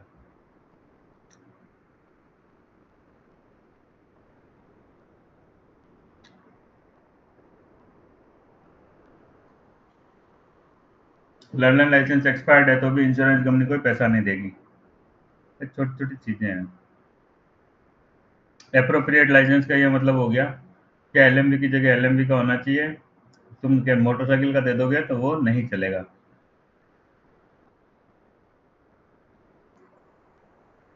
वही सब चीजें लिखी हुई है कि भाई उसका लाइट मोटर व्हीकल था लेकिन वो चला रहा था हैवी मोटर व्हीकल, तो वहाँ पे इंश्योरेंस कंपनी की कोई लाइबिलिटी नहीं है।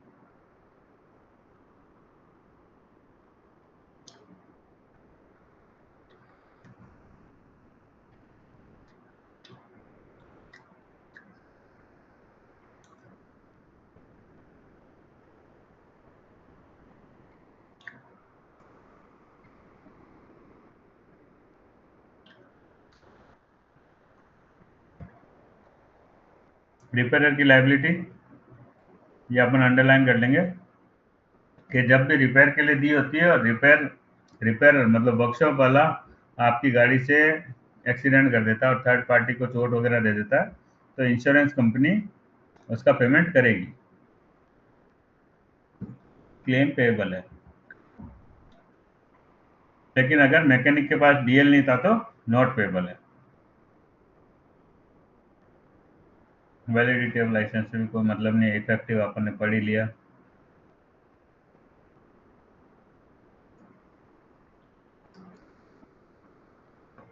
आईडी भी आपको ध्यान नहीं है।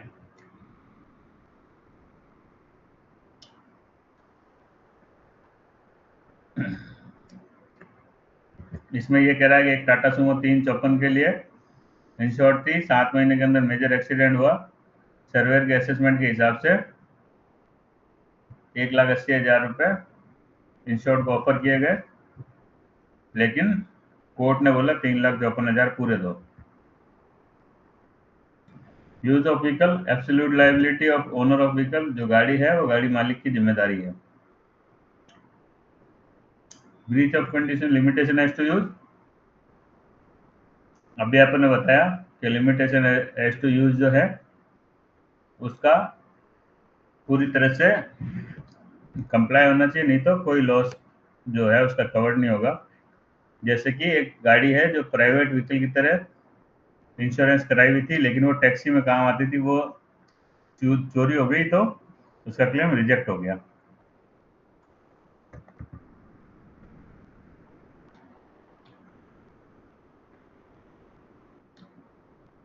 गाड़ी अगर खड़ी है, खड़ी गाड़ी से भी किसी को इंजरी होती है तो वो भी पेएबल है।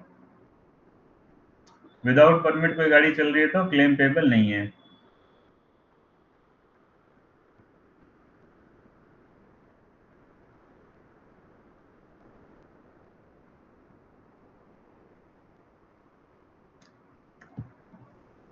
सीटिंग कैपेसिटी से ज्यादा का क्लेम है तो एक ऑटो रिक्शा था जिसका एक्सीडेंट हो गया, 3 के लिए वो वैलिड था, तो तीन जनों के तो कोर्ट ने दे दिए और चौथे को बोल दिया इंश्योर्ड को कि भैया चौथे का क्लेम जो है तुम पे करो, क्योंकि तुम्हारी सीटिंग कैपेसिटी 3 ही है।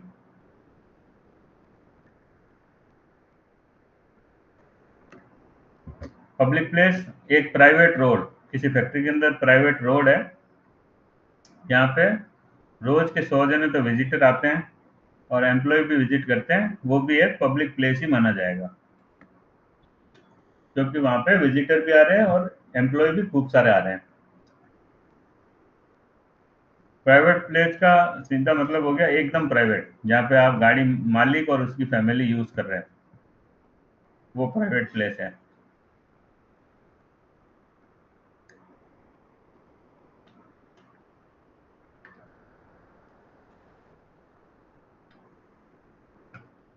एनुअल इनकम,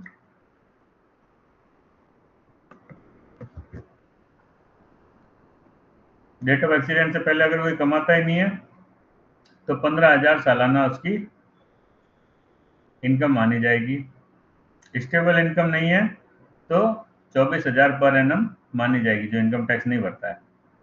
मिनिमम वेजेज क्या है? 30,000 पर एनम, ये मिनिमम दिहाड़ी है। जो इनकम टैक्स एसेस करते हैं उनका इनकम टैक्स रिटर्न के हिसाब से इनकम मानी जाएगी। जिनकी स्टेबल इनकम है तो उनकी एक्चुअल इनकम कंसिडर की जाती है। डिपेंडेंसी फैक्टर अलग अलग काम लिए जाते हैं मैरिड अनमैरिड के हिसाब से। Computation of compensation, present income कितनी थी वो कैलकुलेट की जाती है। Salary certificate as proof of income, ये वैलिड है सैलरी सर्टिफिकेट।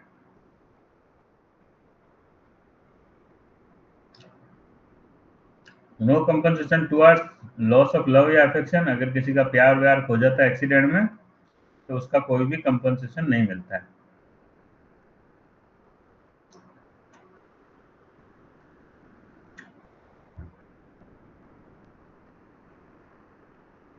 इंश्योरेंस पर्टिकुलर में क्लेमेंट को फर्निश करना होगा जो भी इंश्योरेंस के प्रूफ हैं, वो क्लेमेंट की जिम्मेदारी है कि वो लाके दे।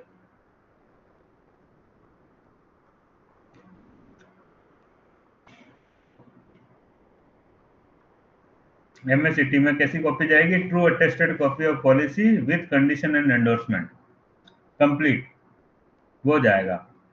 उसके अलावा क्या जाएगा? Return statement regarding insurance liability, driving licence वगैरह, ये सब चीजें भी एमएससीटी में देनी पड़ेगी। किसके लिए देनी पड़ेगी? To prove insurer limited liability. Company को क्या है? Company to file policy copy to take a defence. Company भी अपनी पॉलिसी की कॉपी जो है वो दे सकती है डिफेंस के लिए। क्यों दे सकती है? ताकि वो बता सके कि उसकी लाइबिलिटी जो है वो स्टैट्यूटरी लाइबिलिटी इतनी है और उसकी पॉलिसी में लाइबिलिटी इतनी है। Liability to employees and other, अगर कोई आदमी ईएसआई में है और उसकी मोटर व्हीकल एक्सीडेंट में चोट लग जाती है तो वो ईएसआईएस और ईसी दोनों के अंदर कंपनसेशन नहीं मांग सकता है, एक से किसी से भी ले सकता है। दो गाड़ियों की टक्कर हो जाए तो कंपोजिट नेग्लिजेंस, ये मैंने आपको समझा दिया था कल, ठीक है। ये वाला फर्स्ट एग्जांपल पढ़ो, पार्किंग इन डेंजरस पोजीशन वाला, पढ़ के बताओ।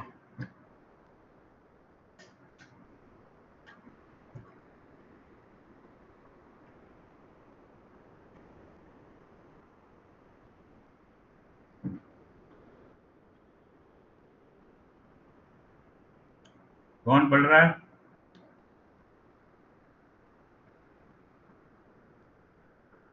दोनों ही पढ़ रहे हैं सर।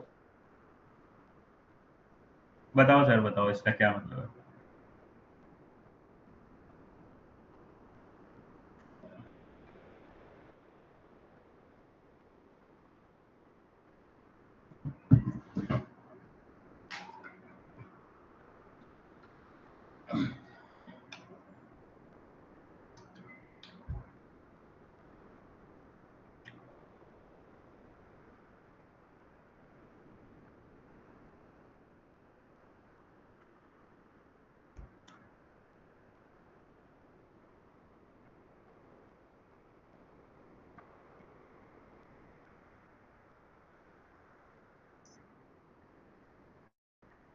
ठीक है।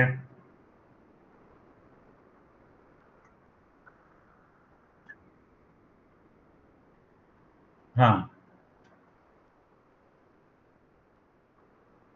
ठीक है। तो अब इसमें क्या हो गया? Composite negligence. कंपोजिट का क्या मतलब हो गया?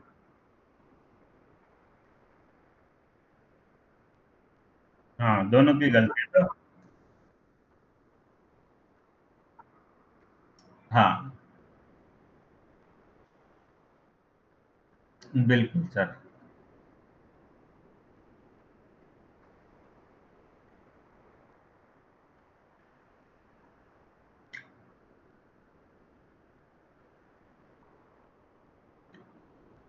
हम्म। हाँ, डेथ का अनलिमिटेड है। कितना मिलेगा वो तो उस आदमी पे डिपेंड है ना, वो कितना कमाता था, उसके ऊपर कितने डिपेंडेंट पर्सन है, कितने साल का है, वो सब चीजें। हाँ, भाई अगला आदमी डॉक्टर है तो वो तो साल के कितने भी कमा लेगा।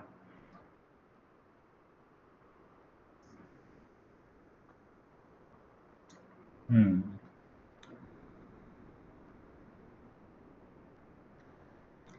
कैसे? ये ये ये तो लीगल एडवोकेट करते हैं ना इनके। हाँ, वो तो लीगल टीम करेगी, इसमें सरकार क्या करेगा? सर्वेयर का कोई काम नहीं है, सर्वेयर का काम तो ओडी वाला है। वो टीपी के लिए कमेंट दे सकता है, भाई इसके अंदर डेथ इन्वॉल्व है तो आप। इन्वेस्टिगेट करवा लो और चेक कर लो, अपने नॉलेज के लिए हम बता सकते हैं केवल। बाकी तो उनके जो पैनल एडवोकेट है वही करेंगे।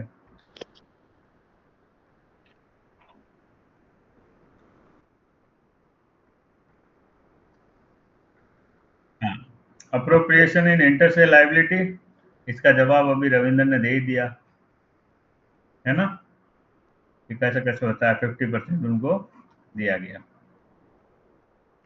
Contributory negligence, negligence of both driver and deceased, दोनों का कॉन्ट्रीब्यूशन था।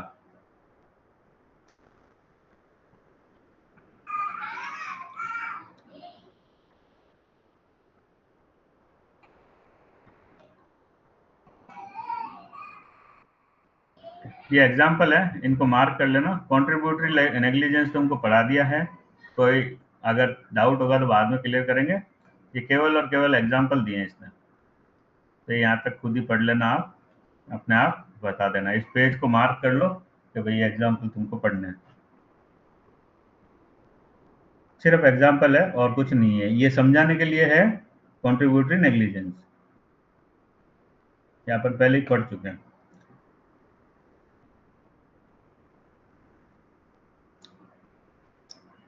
Preliminary objection, preliminary objection should be raised to follow the procedure laid down in rule फलाना फलाना फलाना under Bihar motor vehicle act. ये इसके लिए ऑब्जेक्शन लगाया जा सकता है for calculating reasonable compensation and mode of payment के लिए। दूसरा ऑब्जेक्शन लगाया जा सकता है कंडीशन ऑफ डिले के लिए।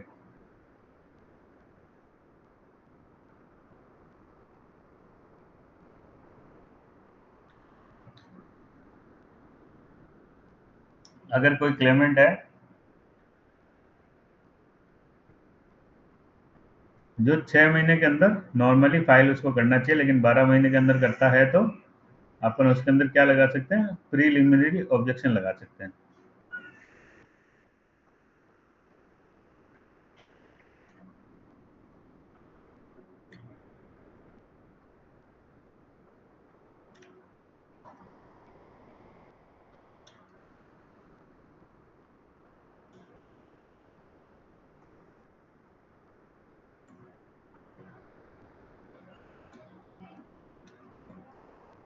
अगर कोई क्लेम फाइल है जो 1 साल के बाद में एक्सीडेंट के लगाई गई है, तो उसको एक तो सफिशिएंट कॉज देना पड़ेगा।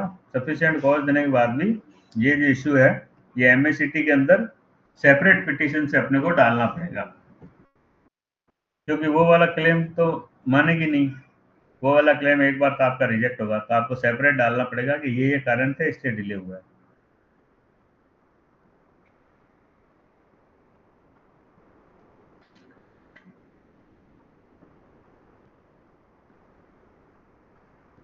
जैसे कि एक केस दिया, उसमें 4 दिन का डिले था 12 महीने के बाद, मतलब 12 महीने तक भी क्लेम नहीं आया, 12 महीने 4 दिन पे क्लेम आया।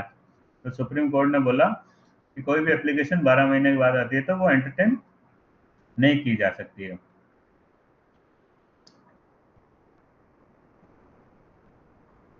No fault liability, no fault liability का सीधा सा मतलब है कि इसमें आपको किसी का भी फॉल्ट निकालने की जरूरत नहीं होती है।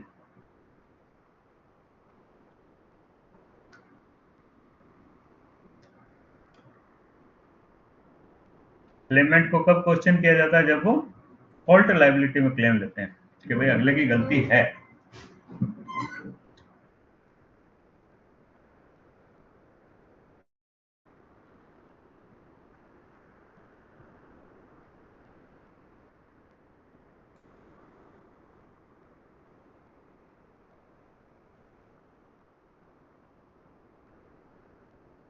No fault liability for person travelling under goods vehicle, तो एक गुड्स व्हीकल में आदमी ट्रेवल कर रहा था, वो एक्सीडेंट में मर गया, तो vehicle was being plied in violation of terms and, तो गाड़ी के ऊपर क्या लगा कि भाई तुमने टर्म्स कंडीशन जो है उसको नहीं माना, इसीलिए insurance policy liable, insurance company liable नहीं है।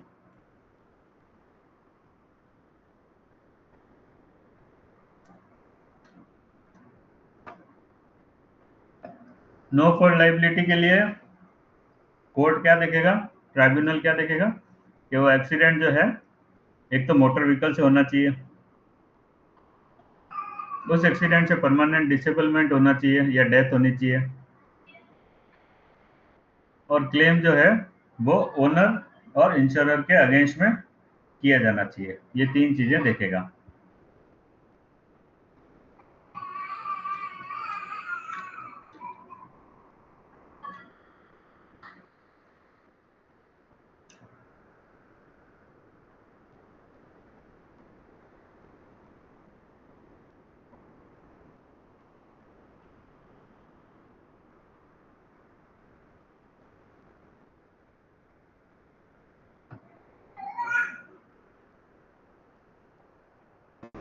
वो का वो है, गुड्स व्हीकल के अंदर सेम टू सेम चीज है, क्लेम नहीं मिलेगा। फेयर पेइंग पैसेंजर इन गुड्स व्हीकल, वो भी क्लेम नहीं मिलेगा।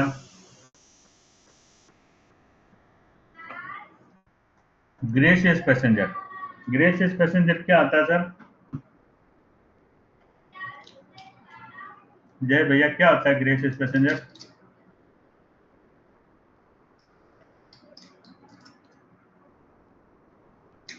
कोई आइडिया है?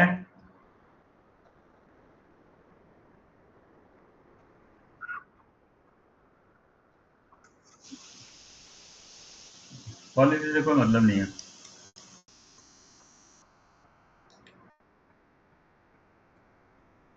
ग्रेशियस पैसेंजर वो पैसेंजर है जो बिना किराया दिए किसी भी गाड़ी में सफर कर रहा है।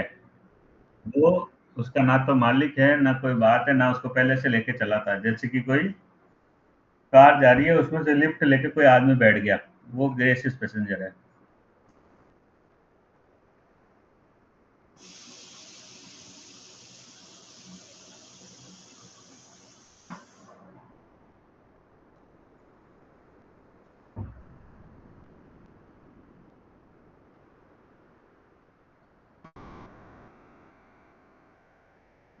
इसीलिए पैकेज पॉलिसी में आजकल दिया जाता है अननेम्ड पैसेंजर। आपको ध्यान हो तो दिया जाता है ना, वो इन्हीं लोगों के लिए दिया जाता है। तो वो भी थर्ड पार्टी में आता है, उनका क्लेम भी आ सकता है। उसमें भी वही बात है, अगर गुड्स व्हीकल में बैठा है तो नहीं मिलेगा। Occupants of private car, occupant जो है, although occupants of a car are not required to be covered as third party under compulsory insurance act, but the wording under motor package policy are wider than that required under motor vehicle act to cover occupant of the motor vehicle. Insurance company was held liable to pay the compensation. तो third party की जो liability बनती है motor vehicle act के हिसाब से, उससे भी ज्यादा वर्डिंग जो है पॉलिसी में, थर्ड पार्टी पॉलिसी में लिखी हुई है। तो उसी के कारण थर्ड जो भी गाड़ी के पैसेंजर होते हैं प्राइवेट कार के, वो उनका कंपनसेशन जो है थर्ड पार्टी के अंदर मिलता है।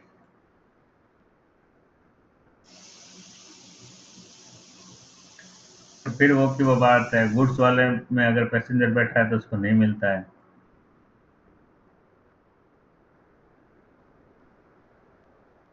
क्योंकि वो पैसेंजर कैरी के लिए गाड़ी बनी नहीं है।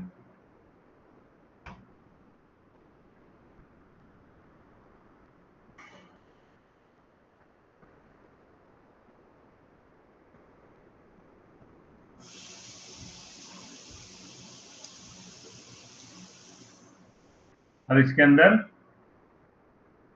14/11/94 के बाद में सुप्रीम कोर्ट के डिसीजन के हिसाब से क्या हुआ कि कोर्ट ने माना कि risk of owner of the goods, जिसका सामान लोड हुआ है, वो या फिर उसका रिप्रेजेंटेटिव, जिसका सामान लोड हुआ उसका रिप्रेजेंटेटिव अगर कैबिन में बैठ के ट्रेवल कर रहा है तो ही वो कवर हो सकता है। ड्राइवर के साथ कैबिन में बैठ के सफर कर रहा है तो सफर कर रहा है, फिर भी ये देखा जाएगा कि भाई उसकी सीटिंग कैपेसिटी क्या है। कुछ कुछ के कैबिन की 3 होती है टोटल, कुछ की 2 होती है। अगर उसमें 4 बैठे हैं तो वो भी कवर नहीं है। लेकिन अगर उस कैपेसिटी के अंदर ओनर बैठा है या उसका कोई रिप्रेजेंटेटिव बैठा है जिसका माल लोड हुआ है, तो वो कवर है। अब यहाँ पे सवाल आता है कि अभी तो आप कह रहे थे सर पैसेंजर कवर नहीं है, तो वो पैसेंजर वो है जो किराया देके बैठ रहा है उसमें, या फिर बिना किराया दिए बैठ रहा है, वो पैसेंजर है।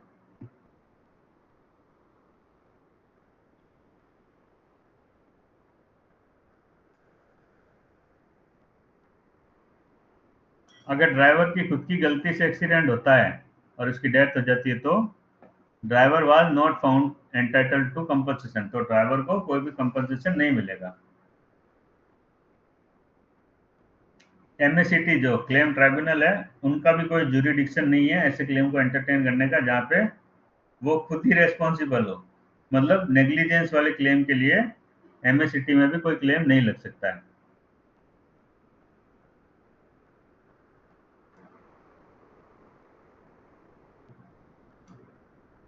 उसी तरह गाड़ी का जो ओनर है, अगर उसके ड्राइवर की गलती निकल रही है, तो वो अपनी खुद के ड्राइवर के लिए कंपनसेशन नहीं मांग सकता है।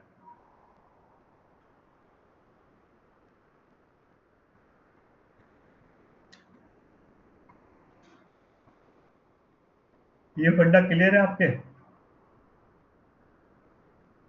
सारे के सारे वही, सारे इसमें एग्जाम्पल है, ये 4 5 सबके अंदर यही है कि अगर मोटा मोटा क्रक्स यही है कि ड्राइवर की डेथ या इंजरी खुद की नेग्लिजेंस से होती है, तो वो कवर नहीं होती है, ना ही वो उसके लिए कंपनसेशन मांग सकता है।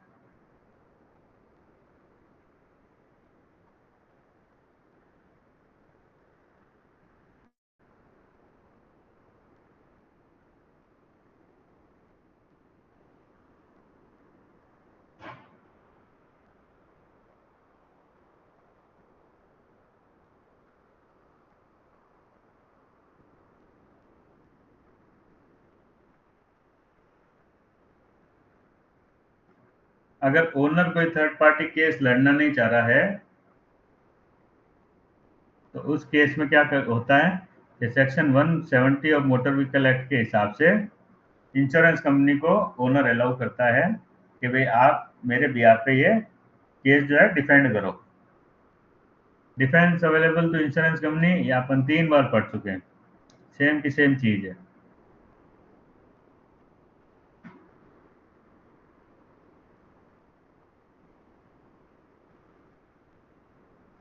ओनर ड्राइवर कोर्ट में आए थे लेकिन उन्होंने कोई रिटर्न स्टेटमेंट नहीं दिया, तो ऐसे केस में भी इंश्योरेंस कंपनी चैलेंज नहीं कर सकती है क्वांटम को लेके। ये अपन पहले भी डिसाइड कर चुके हैं कि इंश्योरेंस कंपनी जो अवार्ड है कितने रुपए का दिया, उसको चैलेंज नहीं कर सकती कि आपने इतने रुपए का अवार्ड कैसे दे दिया। उसका कोई भी चैलेंज सुप्रीम कोर्ट भी नहीं लेगा।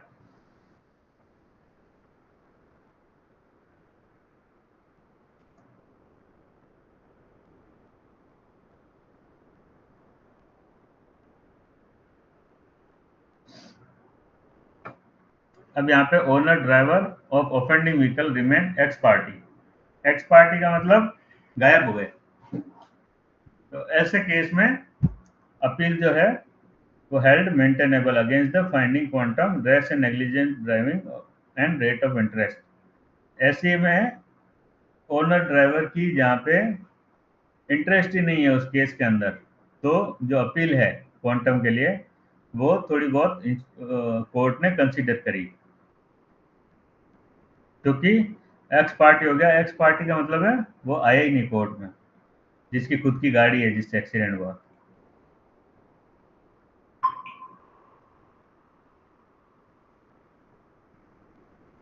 उसी तरह ओनर एक्स पार्टी हो गया तो भी insurance company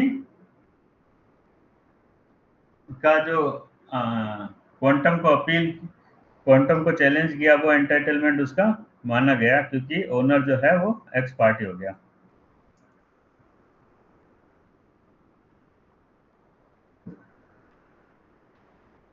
aggregator insurance filing appeal.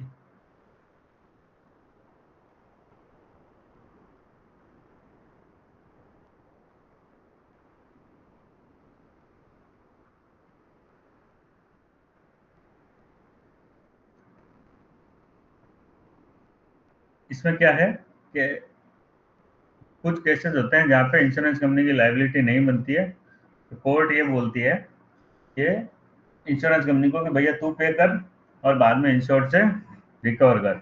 ऐसे केसेस में ओनर को इंडेमनीफाई तो इंश्योरेंस कंपनी ने कर दिया, लेकिन ओनर जो है इस डिसीजन को क्लेम ट्राइब्यूनल में वापस से नहीं डाल सकता कि भैया मेरा तो इंश्योरेंस था और इंश्योरेंस कंपनी ने पे कर दिया तो अब मैं क्यों पे करूं। वो वैलिड नहीं है। Method of calculation of compensation. Compensation कैसे कैलकुलेट किया जाता है? इंटरेस्ट थ्योरी, क्या क्या इंटरेस्ट था, कितने डिपेंडेंट थे, मल्टीप्लिकेंट और loss of dependency. Loss of dependency वगैरह क्या था? एप्लीकेशन ऑफ मल्टीप्लायर, पहले अपन ने पढ़ा था मल्टीप्लायर कैसे लेते हैं, एज वगैरह देख के। इंटरेस्ट क्या था? Applicability of interest petition remain to be pending for a long time due to certain acts and omission on the part of claimant, the claimant was held not to entitle to interest. Interest के लिए अगर वो डालेगा कि भैया मेरे ये गाड़ी एक्सीडेंट हुई उसके लिए मेरे इतने रुपए का ब्याज लग गया, तो ब्याज की जो पिटिशन है वो इनवैलिड मानी जाएगी। Interest from date of impleading insurer, तो यहाँ पे इंटरेस्ट अलाउ नहीं किया जाएगा earlier than date of claim. Date of claim जब डाला है उससे पहले का कोई भी इंटरेस्ट वैलिड नहीं माना जाएगा, ना ही उसको अलाउ किया जाएगा। Higher interest in case of default, अगर कोई डिफॉल्टर है तो हायर इंटरेस्ट रेट वो क्लेम ट्राइब्यूनल जो है अलाउ कर सकता है 6% के अलावा। जैसा कि अपन ने पहला पढ़ा था, उसके लिए सफिशिएंट रीजन होने चाहिए राइटिंग में क्लेम ट्राइब्यूनल के पास। Non admissibility of interest on future expenses, जो फ्यूचर के एक्सपेंसेस है उसके ऊपर में claimant who was injured in a motor accident was awarded compensation for past and future expenses under different act. Tribunal allowed interest at 12% PA on entire amount from the date of application till realization. Date of application मतलब tribunal ने 12% पर annual का interest allow किया complete amount पे, date of accident से लेके और जब तक वो उसको पेमेंट नहीं हो जाता। तो हाई कोर्ट ने उसको रिड्यूस करके 6% कर दिया अपील के अंदर, क्योंकि जो इंटरेस्ट था फ्यूचर एक्सपेंस का वो एडमिसिबल नहीं था, क्योंकि वो खर्चे तो अभी उसको हुए ही नहीं है। एक मिनट है टिंको।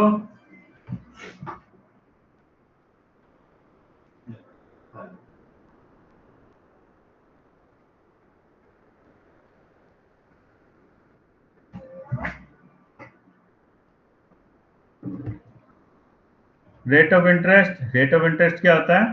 Current bank interest rate. Current bank कौन सा? Nationalise bank.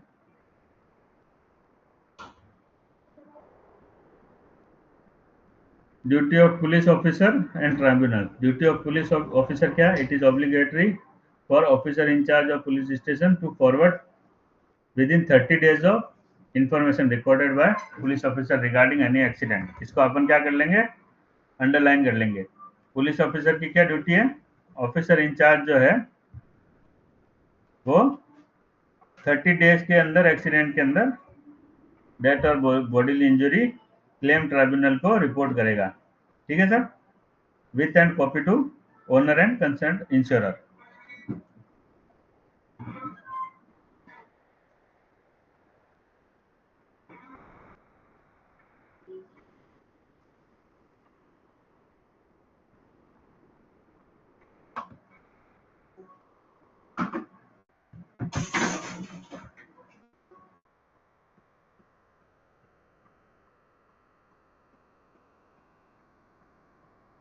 Duty of tribunal क्या है? Report of any accident forwarded to claim tribunal by police officer under section 158 is to be treated by tribunal as a application of compensation. तो जो सूचना 30 दिन के अंदर अंदर पुलिस ऑफिसर ने फॉरवर्ड की है उसको एमएसीटी वाला जो है क्लेम्स ट्राइब्यूनल वो एक एप्लीकेशन के रूप में मानेगा for compensation, irrespective of petition file की गई है या नहीं की गई है। Owner is not third party, इसमें तो कोई लफड़ा ही नहीं है, ये तो आपको पता ही है। ओनर और इंश्योरेंस कंपनी के अलावा बाकी के थर्ड पार्टी होते हैं। ट्राइब्यूनल्स पावर ऑफ रिव्यू, फलाना डिमकड़ा, इसमें से भी कुछ विशेष नहीं आना है।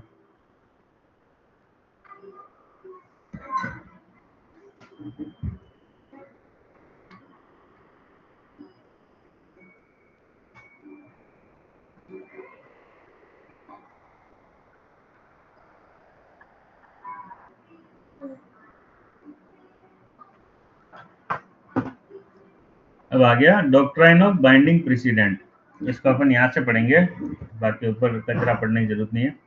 Binding president is a doctrine in law that requires lower court to apply the same law when presented with the same sustainability similar set of fact in prior cases। इसको आप इतने इतने को अंडरलाइन करो। इसका मतलब शॉर्ट में यह है, बाइंडिंग प्रेसिडेंट का जो प्रिंसिपल है, डॉक्ट्राइन का मतलब मैंने आपको पहले ही बताया, डॉक्ट्राइन का मतलब प्रिंसिपल। बाइंडिंग प्रेसिडेंट का जो प्रिंसिपल है उसके अंदर छोटा कोड जो होगा वो पहले कोई अगर ऐसा केस आया हुआ है तो बड़े कोर्ट ने या सिमिलर कोर्ट ने जो आदेश दिए हैं उनको ध्यान में रखते हुए वो प्रोसीडिंग करेगा। क्लियर है? क्लियर है भैया? बाइंडिंग प्रेसिडेंट नहीं क्लियर हुआ। बाइंडिंग प्रेसिडेंट का जो प्रिंसिपल है वो प्रिंसिपल क्या बोलता है कि कोई भी लोअर कोर्ट जिसके अंदर कोई एप्लीकेशन आई है, प्ली आई है, तो वो उसको सेम वे में ही सस्टेन करेगा जैसे कि अगर उसी टाइप का पहले जो केस आया हुआ हो उससे हायर कोर्ट में या फिर उसके बराबर के कोर्ट में। अगर वैसा कोई केस नहीं है तो वो नए सिरे से लेगा। अगर वैसा कोई केस पहले पास्ट में आ चुका है तो उसके रेफरेंस के हिसाब से ही वो केस सॉल्व करेगा। ठीक है सर?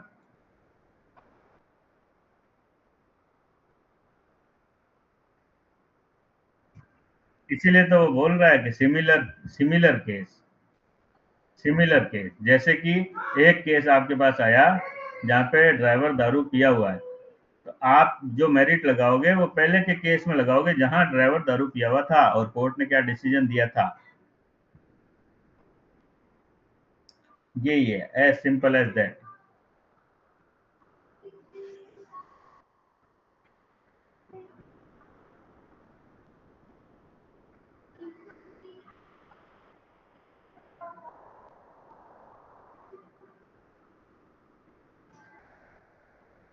थ्योरी है। ये आ गया अब आपका फ्यूचर प्रोस्पेक्ट के बारे में। फ्यूचर प्रोस्पेक्ट के बारे में जो कंपनसेशन मिलते हैं वो कैसे मिलते हैं, इसको अपन हल्का सा लाइट अंडरलाइन कर लेंगे। ज़्यादा इसमें क्वेश्चन आने के चांसेस नहीं है, फिर भी थोड़ा सा पढ़ लेंगे। 50% ऑफ फ्यूचर प्रोस्पेक्ट, फ्यूचर में जो उसकी फ्यूचर प्रोस्पेक्ट के हिसाब से जो डैमेज हुआ है, अगर वो 40 साल से कम है तो 50% गिनेंगे लाइव का।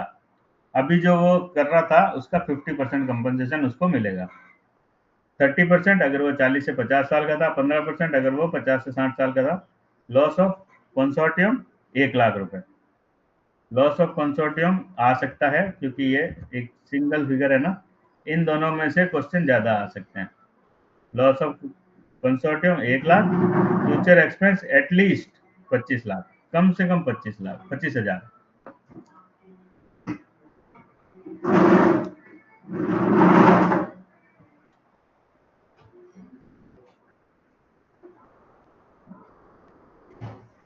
पेन रिकवरी फ्रॉम इंश्योरर ये अपन ने पहले ही बात कर चुके हैं डीप पॉकेट थ्योरी के हिसाब से।